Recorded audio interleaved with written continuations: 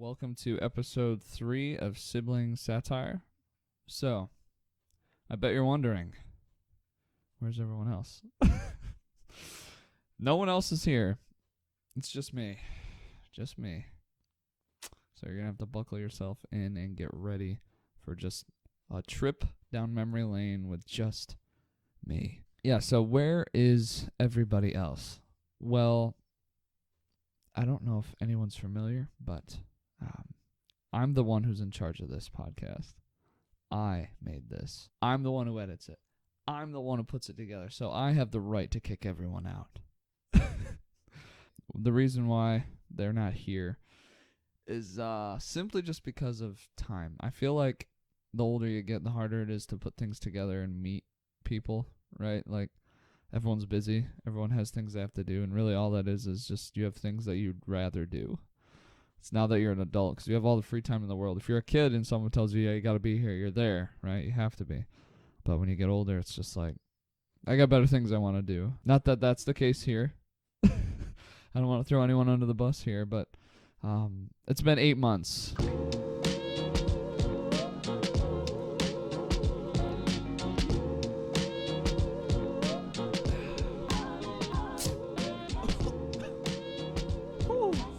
Man, this must have been shook up.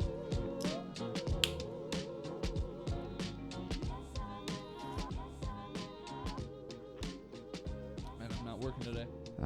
So it's my day off. I've had 2 days off in a row. It's been great.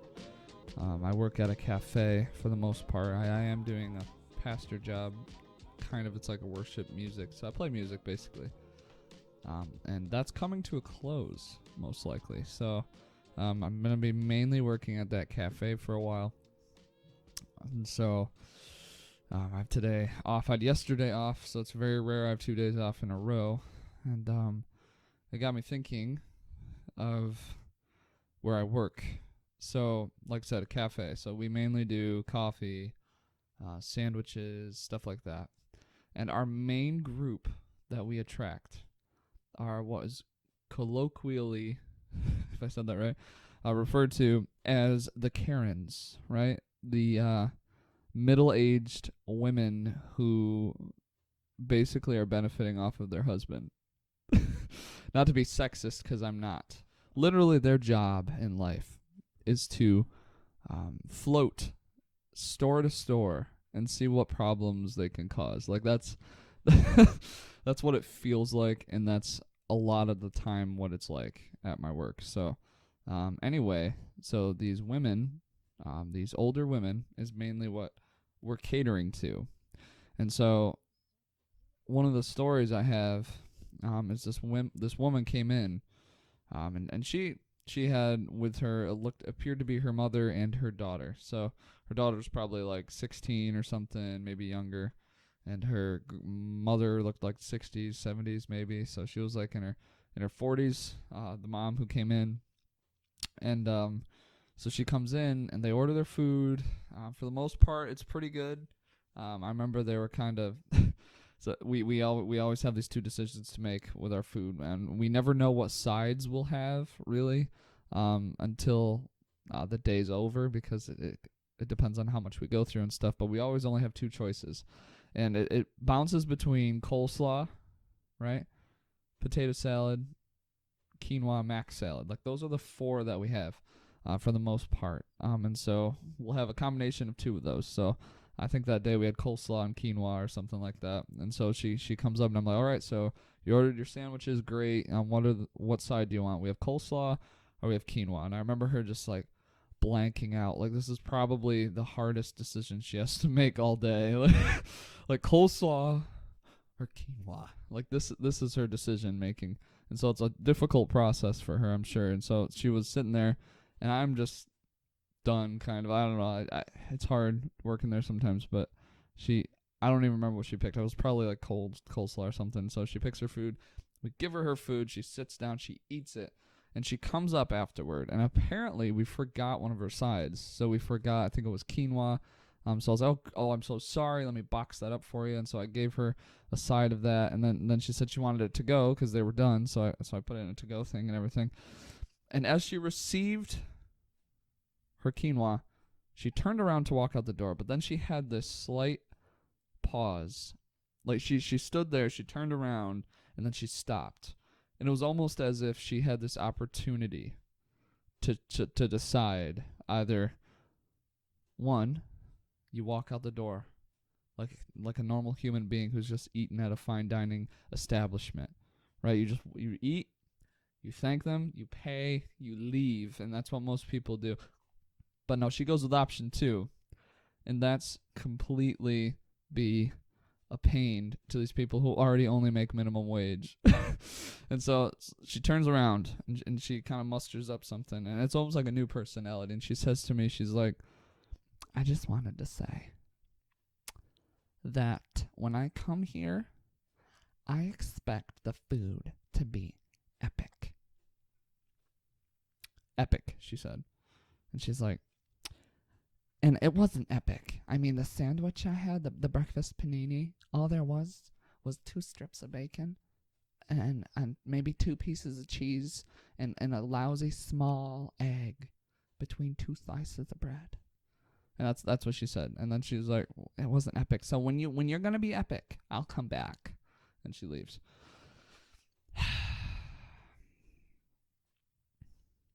So there's a few things in what she said that I want to talk about. Thing number 1. When someone uses the word epic, when they're using lingo from circa 2010, then you know this person is not up with the times, right? So you already know something's up. And so she said epic probably like 5 times, 6 times, and I was kind of like, oh man, something's up. But when when someone is complaining about our cheapest sandwich, like it's $6, and like one of the things she did say too, she was like, she was complaining about the price for what she got, and I'm like, have you eaten out before? Do you realize how expensive it is? Like for where we work and what we provide and the food we have, I feel like it's very well priced. It's like a cheaper Panera, but a better Panera, right? I don't want to compare us to Panera because I'm not a huge fan, but some of their food's good there. But that's probably the best way to explain what we are. And so $6 for that sandwich. No one's complained about it before except this lady. And like, honestly, she knows what's on the sandwich. It says what was on there, but she didn't want it. And so I was like, you could have added more things to your sandwich if you weren't happy with that. And then 2, how what the funniest thing to me is she said the egg was small. And I'm like, what are we going to do? Go back out back and spank the chickens? Like, are we going to hit our chickens that we don't have? We're going to get mad about 1 egg? Like, you can't really help that. But I don't know. I feel like every person should at some point in their life work in a customer service, a food service kind of deal, because it teaches you some stuff and you learn to respect the people who serve you, right? Like at restaurants and stuff. And so it's definitely there's all sorts of stories like that all the time. It drives me pretty crazy. One of the other things I was thinking about, so on Reddit, I don't know if anyone has Reddit, but when you're scrolling through like the popular section, you see like a lot of news things and stuff like that, and one of the subreddits I follow, it's called Morbid Reality, and it's basically just really sad stuff. It's basically really dark things that happen in our world. It kind of reminds me that the human race is not doing great. Right? So one of those subreddits that I follow, Morbid Reality, I already said that, there's this one that came up, and it was a really interesting headline, and it said, the gist of it was this. It said, man almost dies from putting an eel in his butt, right, to cure constipation. So I see this, and I can't help but click on the article because I'm like, what is happening? This can't be true. And apparently, this guy, the eel he put in there, apparently it's this, not an old wives' tale, but it's an old remedy that apparently has gone down generation through generation. This is China, by the way. I don't know if that clears some stuff up. I'm not racist, I swear. I'm just saying. I don't know if anyone here would put eels anywhere I feel like it's kind of in their culture a little bit, with all the reptile things. Maybe not. I mean, maybe someone's done it here. I don't know. But anyway, this eel apparently burrowed through his colon and was loose in his abdomen. So they had, even saying it kind of makes me a little queasy. But this eel is running loose, rampant in this guy's abdomen, doing who knows what. There's a lot of soft tissue in there, so who knows? He could be just bouncing between kidneys, or I obviously don't know the human anatomy very well. Your kidneys aren't just loose in your body. But anyway, they get him out, and apparently he lives. But what was fascinating to me was apparently there are many cases of this happening. And many times it's their friends. Like even in the article, he said, my friends told me to try this to cure my constipation. And so I was thinking about that, and I was like, so apparently it's never worked, because every time they do it, they go to the hospital. And apparently a lot of these people have terrible friends, right? Like, I don't know what level of friendship you have where you trust someone to put an eel in your keel. But I would never in a million years say, oh yeah, constipation, put an eel in there. He'll eat it. And then what's going to happen? Is the eel going to just fall out? Like, once the eel fixes your disease, like, let's say the eel agrees. All right, let's say there was consent. Both parties, right? Which I don't know why you'd agree to this if you're an eel, but hey, whatever, I'm not an eel. But like, let's say he agrees to do this and he does it. What then? Does he just slither back out and he's like, compliments to the chef? No. I just don't know. Like, what was your plan? Like, how were you gonna? Did you tie a rope to the eel so you can like pull him out? Like, what was the end game here? Like, what if you're eel people? Does anyone know? Like, the end game here? I don't know. Maybe I'm overthinking this, or maybe I'm not thinking of something obvious. But to me, it doesn't seem like a great idea. And another thing that stuck out to me about this story was, how desperate are you to decide to put a live creature in your body to heal you, right? Like, how bad is your constipation where you can't just pop a few prunes or drink some antifreeze, right? Like, what is the level of pain that you have to be at in order to say, you know what, I'm going to put an eel up there. This is the only way. So I can drive stick shift. This is what it's called as a transition. I'm transitioning to a different story. I can drive stick shift. I learned on a Jeep Wrangler. It was a 1993 Jeep, 92, 93, somewhere in there, Jeep Wrangler. And so it was my dad's dream to have a Jeep Wrangler, apparently, right? And I mean, they look cool. They look nice. They're a cool car, right? You take the top off, you drive, and all that fun stuff. But what they don't tell you is how bumpy they are. Especially those old ones. Like, I could not drive in a pothole, especially where I live, like, without feeling queasy, right? Like, you'd hit a pothole and it was like a jolt, like, ugh, and like you felt it. And so my dad actually let me have that vehicle for a while at college, and then for a long time I had it here too. And what I loved about it, it was a great date vehicle because you could bring someone in with you, and it's so loud in there because the top we put on, Dad and I put it on.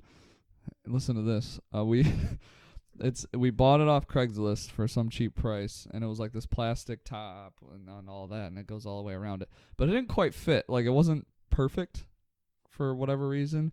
And so my dad's like, let's screw it into the frame. So we literally drill holes into the frame of the Jeep, and that's how we attached this thing. Because the holes that already come pre-installed, they didn't fit apparently. And I remember we were hammering something and the windshield cracked, so it was this long process, but we finally got it on. But because of this job we did, then I remember when I would drive and hit the potholes and things would shake, I would look up and the screws would slowly be coming out, so I would have to like reach up and kind of like twist them back on, so we made sure this top doesn't fly off. And And it had these anchoring like bolts in the back where like they would periodically come loose, and that's really all that held this thing on. But because of our shoddy job we did, air, when you're driving, just air shoots in the whole thing, and like there's so much sound. It sounds like you're in Afghanistan. It's like what? You can barely hear people, but because of this, it was a great date vehicle. Because if you brought someone with you and you were not great at talking, you're good. Like, you just drive, and they can't hear you. You can't hear them. Like, you're just holding on for dear life, praying you don't hit a pothole. So it was a good time. It was safe. It was loud, and you didn't have to come up with any conversation. You could just look at the road, and everyone would understand. And so that, because of that, not that I went on a lot of dates, because I didn't. I really just dated my wife. So good stuff. Because it was my dad's dream and his thing, he gave it to me thinking it was mine. And I am so thankful that I had that vehicle, because it got me through college and stuff. And because it was stick shift, no one really asked to borrow it, because barely anyone knew how to drive it. So that was cool. And I learned how to drive stick. But I had no desire to fix it, right?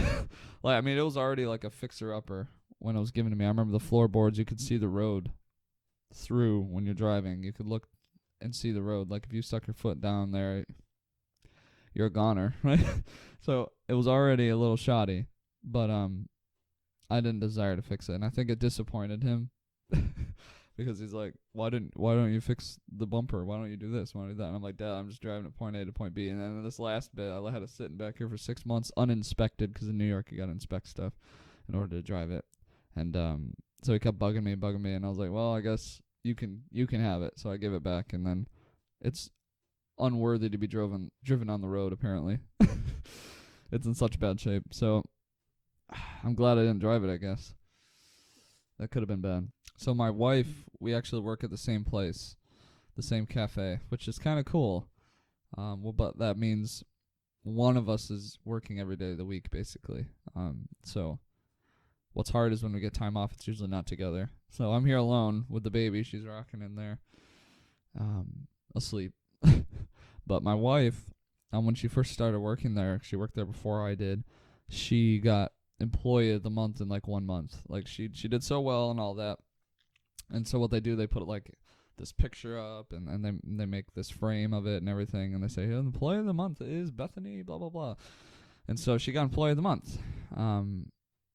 For a year, they put it up and left it there. I guess it's not a very recurring program, because she got Employee of the Month, and then it just kind of stayed up inevitably. And so it became this joke where, like, the longer it stayed up, the longer people just wanted to leave it there. Like, how long can we leave it up? And then eventually someone else got Employee of the Month, and it covered it up. But the reason I bring this up is because I got Employee of the Month recently.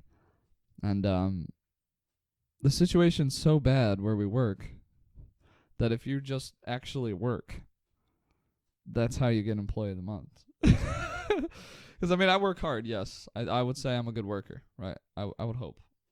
That's one of the things I care about in life. I'm a good worker. But all I did is do my job. And apparently I did it well. So that deserves recognition. Which I don't need a piece of paper to tell me that, but it was kind of cool to be like, I got Employee of the Month? Okay, well, what did I have to do to earn this? Show up on time and work. That's about it. So, sibling satire. What are we doing? Right? We only have 3 episodes up. So I want to keep, I promised that I would do 10 and then quit. Like, see if I like it, I'll do 10. I was like, I'll agree to 10. And how's that gone? 8 months. So I want to try to get better with this. I want to try to release a few more before we decide anything. But it's really just a passion project that I'm doing just for fun. Like, I just wanted to learn what it was like to put together a video. And so, I mean, this is a podcast, but we're not on any other platform. I could use Anchor and put us on a platform, but I haven't yet. So is it really a podcast? Probably not. But it's more of a video podcast. So that's where I have it for now. And so I don't know. I don't know what's going to happen, but I'm not doing this for views. I don't even care who watches this. I'm basically doing this for myself. So sorry if anyone's here and they're like, man, this guy's a tool, because he is. I'm doing this because I want to. I don't care. I don't care about anything else. So Oh yeah, I remember a story. We went on vacation, so we went to Indiana. That's where Bethany's family is, my wife, and so we went there. And her sister is going to be a nurse, and so she was telling us some stories. And apparently um she worked a lot in the delivery room, so a lot of moms who were giving birth and stuff like that. And she had this couple, and I can't remember if it was pre-birth or after birth, after the fact, like having the baby. But the husband and the wife, or I think they were boyfriend girlfriend something. Maybe they weren't married. But they were in the room, and then the doctor was basically asking them, "Hey, so do you have any questions or any thoughts to want to talk to me about?" And the dude, he was like, "Yeah, so I was wondering when she will get back to her normal weight. Like, when will she get thin again?" Is basically what this guy was saying. And that was not the question to ask. I'll tell you what. Because, like, I don't know. I was new to all this because we had our baby. And a beautiful little baby. Little baby girl. But I didn't realize the toll it takes on the woman. Like, I knew, but I didn't really know, like, just how much their body has to change to give birth to a human being. Like, it's devastating. It's probably terrifying. And it's very invasive. And all I do is sit on the sidelines and watch. I just sit here after what I've done, and I have to endure just watching. And that was probably the worst part of the birth experience for me, just being unable to help. Like, just being so helpless, just watching everything happen. I was just like, man, this is making me definitely think twice about a second child. Just screwing my wife over. Like, man, that's gotta hurt, like giving birth and all that. So I couldn't imagine asking that, having the nerve, right? This selfish guy. Gosh, man, it's hard. Not for me, of course. I didn't really do anything, but that's fine. One of the things I also want to talk about, too, was this morning, my little girl, my little baby. So since my day off, I had to watch her, and it was really weird. Like, she sleeps in our bed, so she's only like 4 months old right now. We're gonna start transitioning her over to her crib, but for now she's sleeping with us in our bed because it's we sleep. That's what makes us sleep, because otherwise we wouldn't sleep. Because we tried a crib and stuff and it was just too hard. And so she sleeps the whole night through in our bed, and so it's awesome. And so I was laying there, and so my back's turned down. She was like in the middle, and she woke me up by like slapping my back. Like, she wasn't awake, but like she was hitting my back and like getting all fussy, and I was like, what is going on? So I woke up, and she just randomly starts crying just out of nowhere, just like power crying, like wah! Like crying out of nowhere. And so I was like, oh man, she might be hungry. One of those really hungry times. So I got up really fast, started making her a bottle, and then I brought it in, and she would not take it. Like, she did not want anything to do with the bottle. And so instead of getting frustrated, I was thinking, like, what if like the milk's bad? That'd make me feel bad, you know? So I smelled the milk. It smelled okay, but I swapped out the bottle and the milk, and nothing seemed to work. And so I was like, oh man. So I went to the kitchen. She was just crying in her little seat like crazy. And then I heard her stop crying randomly, and I wasn't in the room. So I was like, oh man, like, what happened? Because when a baby stops crying, it's usually they fall or something happens like that. And so I went in there, and she was just smiling. She was just all happy all of a sudden. And like, she was playing with her little book that she had, and she was laughing, having a great time. And she had tears all in her eyes, but she was laughing. So I was like, this is very strange. I hope she's okay. And apparently maybe she was just scared.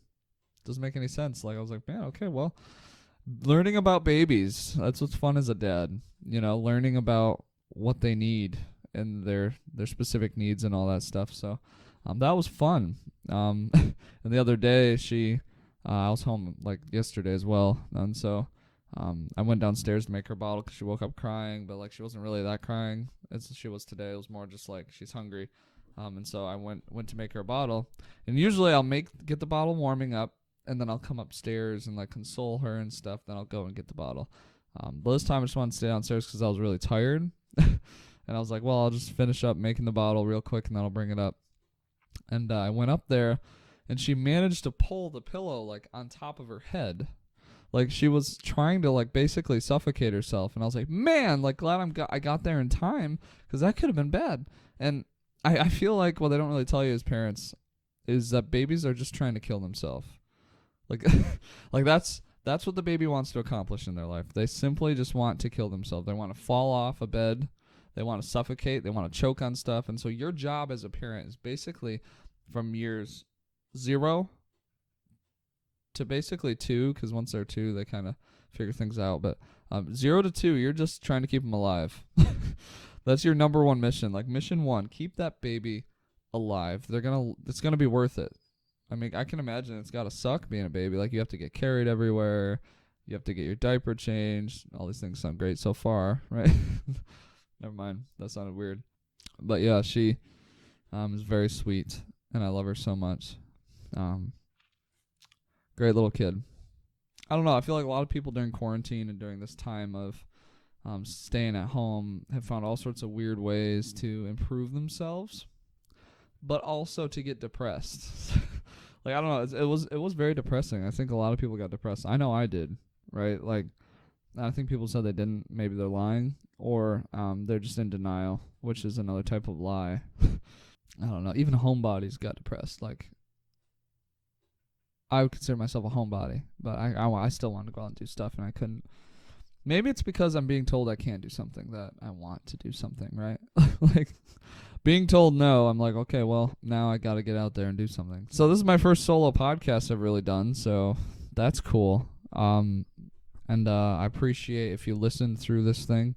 I know it was a lot of rambling, and it's kind of short, but that's okay. I just wanted to upload something, get something out there. And it's been kind of fun just to tell some stories. And so maybe I'll do another one. Or I won't. It all depends on what I want, remember. So, but either way, this has been episode 3, and it's been a blast. Thanks for having me on your screen. Like, this has been a great time. It's been a little boxy. You know, I can't really get out of these confines, but that's okay. I'm fine where I'm at. And I hope you have a great day, and that you have a good rest of your morning or evening. For me, it's morning. It's like 9 something. I got up early to do this. Well, the baby got me up early, so I'm on her schedule. But now she's asleep, and so I'm going to go do some other stuff. But you have a great day, and catch you later.